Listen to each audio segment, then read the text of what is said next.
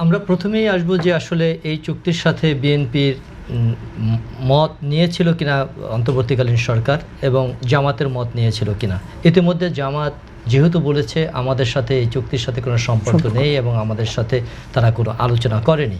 সেই ক্ষেত্রে বিএনপির সাথে জামাতের সাথে যদি আলোচনা না করে থাকে বিএনপির সাথেও আলোচনা করার কথা না। তার কারণ আমরা জানি গত সরকারটা ছিল জামায়াতের সরকার, সেই জামাতের প্রধান মুখপাত্র এবং আমাদের যে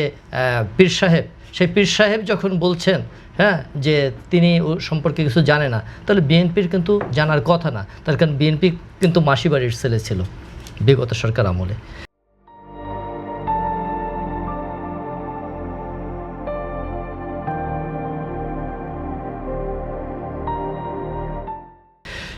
তারপরও তারেক রহমান এসেছেন বাংলাদেশের প্রধানমন্ত্রী হিসেবে, দেশের অগণিত মানুষের আশা আকাঙ্ক্ষার প্রতীক হিসেবে। তিনি তার রাষ্ট্র ক্ষমতার এই দায়িত্ব 1 মাসকালীন প্রায় পালনকালীন সময় তার নির্বাচনী ইস্তেহার তথা 31 দফার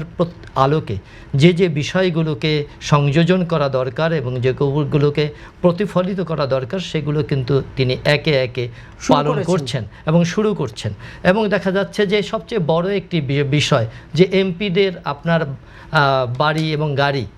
এই যে দুইটা বিষয় তারা নির্মোহভাবে জাতীয় সংসদে শপথ গ্রহণের পর, শপথ গ্রহণের আগে না, শপথ গ্রহণের পর তারা পূর্ণ সুযোগ সুবিধা যখন অর্জন করেছে ঠিক তখন তারা এই জিনিসটাকে প্রত্যাহার করেছে। আমি যদি দেখি যে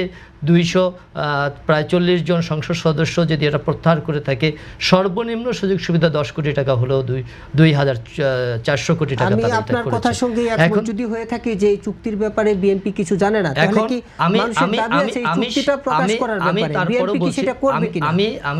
আমি প্রথমে ভাবে বলছি বিএনপি হয়তো বা জানে না, কিন্তু এখন সরকারে বিএনপি রয়েছে। এই চুক্তিটা কি, এই চুক্তির মুখ্য উদ্দেশ্য কি, মার্কিনেরা কি কি দাসখত দিয়ে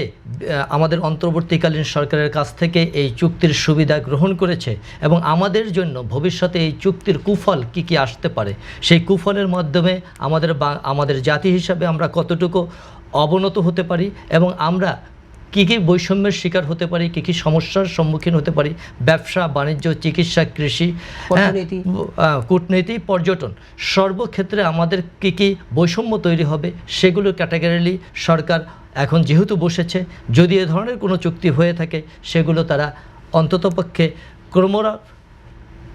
রাসমান হারে এগুলো চিহ্নিত করবে এবং চিহ্নিত করে এগুলোকে নির্ণয়ের মাধ্যমে যৌক্তিক সমাধানে আসবে।